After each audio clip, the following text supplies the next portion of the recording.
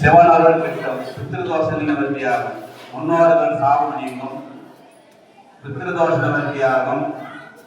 சிவபெருமானுடைய அனுகிரகம் திட்டம் என்று பவழக்கால் விமானத்தில் சாமி தீபாவளி முடிந்து எம்பெருமான் திருமதி வரவுள்ளார்கள். பிரம்மோற்சவம் என்று சொன்னால் 10 நாட்கள் சாமிக்கு சிறப்பான முறையிலே அபிஷேக ஆராதனை செய்யப்பட்டு தினத்தோறும் ஒரு வாகனத்தில் வருவார். முதல் நாள் பவழக்கால் விமானம், 2ஆம் நாள் காலை சூரிய பிரபை, மாலை சந்திர பிரபை,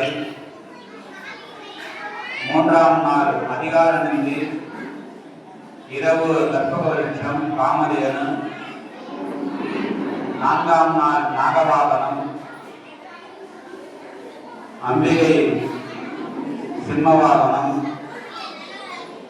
5ஆம் நாள் பெருவடை என்று சொல்லக்கூடிய சிவவாகன சேவை, 6ஆம் நாள் வாகனம், 7ஆம் நாள் எம்பெருமான் குதிரை வாகனம், 7ஆம் நாள் திருத்தேர், 8ஆம் நாள் குதிரை வாகனம், 9ஆம் நாள் ராவணேஸ்வரர் உற்சவம் பிச்சாரர் கோலம், 10ஆம் நாள் எம்பெருமானுக்கு திருக்கல்யாண உற்சவம் சாமி சிவவாகனத்தில் காட்சி கொடுப்பார். ஒவ்வொரு நாளைக்கும் ஒரு வாகனத்தில் சாமி கொடுப்பார். நம்ம கோயிலில் வாகன வசதிகள் இல்லை. அதனால சிவபெருமான் கூடிய சீக்கிரத்தில் ஒரு வாகனம் உங்களை போல தர்மந்தரம்னா மனசு வச்சுக்கணும் சாமி வாகனம் வாங்கி கொடுக்கும். நம்ம சாமிக்கு வாகனம் செய்து கொடுத்தோம்னா நம்மளுக்கு உயர்ந்த வாகனத்தை நமக்கு கொடுப்பாரு.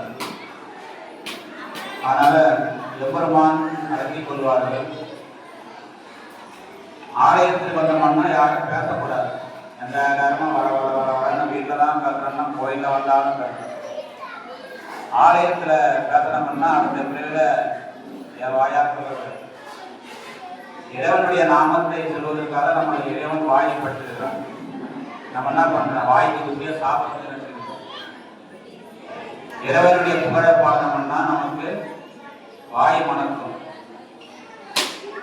அப்போ இறைவன் நமக்கு நல்ல கையை காத்துருக்காங்க. நல்ல கை கூப்பி இறைவனை வணங்கணும். யாரும் இறைவனை வணங்குறதே கிடையாது. போட்டு இறைவனுக்கு நல்ல கால் கொடுத்துருக்காங்க. எம்பெருமான் திரு ஆலயத்தை தினந்தோறும் ஆலயம் வளம் வரணும். வளம் வந்தீங்கன்னா நீங்க சுகத வேலை வராது. யார் சுகதகாலம் நடக்க வேண்டிய வேலையை. அதே போல இறைவனுடைய நாமத்தை சொல்லணும். இறைவனுக்கு நம்மளால முடிந்த புஷ்ப கைங்கரியம் செய்யலாம். தீபத்திற்கு எண்ணெய் கொடுக்கலாம்.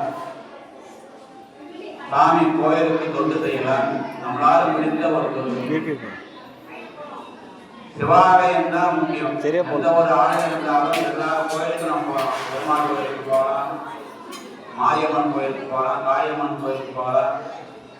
சிவாலயம் வரணும்னு பூர்வ புண்ணியம் பண்ணியிருந்தாலும் அந்த ஆலயத்துக்கு வர முடியும். இல்லைன்னா இந்த ஆலயத்தை தரிசனம் பண்ண முடியும். நான் காசிக்கு 13 வரை போயிருக்கேன். திருவாரூருக்கு 3 வரை போய் சாமி தரிசனம் பண்ண முடியல. அவன் அருள் இருந்தால்தான் பண்ண முடியும். 4வது முறை தான் தரிசனம் பண்ணேன். பக்கத்தில் இருக்கிற திருக்கழுக்குன்றம் திருவர் சுந்தரிய ஒரு 100 முறை பார்த்துருப்பேன். இந்த வேலையை சேர்ந்து நான் பார்க்கல.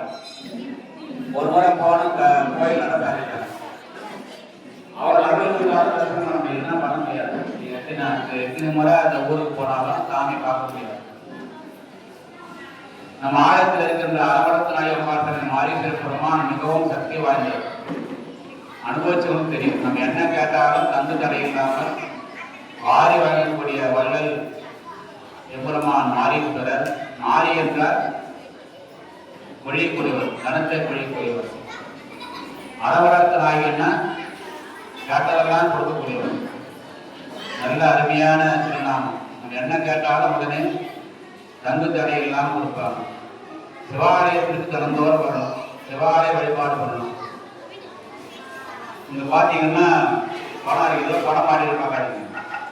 கருட புராணத்துல யமதண்டனைன்னு ஒன்று. யார் யார் என்ன பாவம் பண்ணாங்க அவங்க புண்ணியம் பண்ணீங்கன்னா கைலாயத்தில் இடம் உண்டு. பாவம் பண்ணோம்னாக்கா போட்டு வாழை போட்டு அரைக்கிறாங்க. ஒதிக்கிற எண்ணெய் கொப்பையில அதை போட்டு தூக்கி போடுறாங்க. பாவத்தை பண்ண முடியும். கடை வாங்கி திருப்பி கொடுக்கல, வட்டி அதிகமாக வட்டி வாங்குறான், வட்டி கொடுக்குறான், அதிகமாக வட்டி வாங்குறாங்க இல்லையா, அவங்கெல்லாம் அந்த நரக குழியில போட்டு தருவாங்க. நரக குழியில பாம்பு செய்யாம போலாம் சிறந்துக்கெல்லாம் இருக்கு. மனைவிக்கு துரோகம் பண்ணிட்டு அர்த்தனுடைய பெண்ணை ஆசைப்படுறான்னு அனுபவம் தண்டனை. சத்தான் தங்கம் செய்யறாங்க இல்லையா, அதிகமா சேர்த்து தங்கம் செய்யறாங்க செய்தா அவருக்கு தான் தண்டனை. வணிகர்கள் வியாபாரத்துல கலப்படம் பண்ணி வந்து என்ன பண்ணாங்க, அந்த படத்துல பணியெல்லாம் பேர் போட்டுருப்பாங்க. இது வந்து வெள்ள புராணத்துல இருக்கு. அதனால ஜாக்கிரதையாக இன்று முதலாவது நீங்க அதை ஃபாலோ பண்ணணும், அதுவே செய்யும். அப்போ இறைவன் நமக்கு மீண்டும் பிரபாதையை கொடுப்பான். இப்பொழுது எவ்வளவானுக்கு மகாதீபாராதனை தீபாரம்பவனை சாமி மீதி வர எல்லோருக்கும் பிரசாரம் வழங்கப்படும்.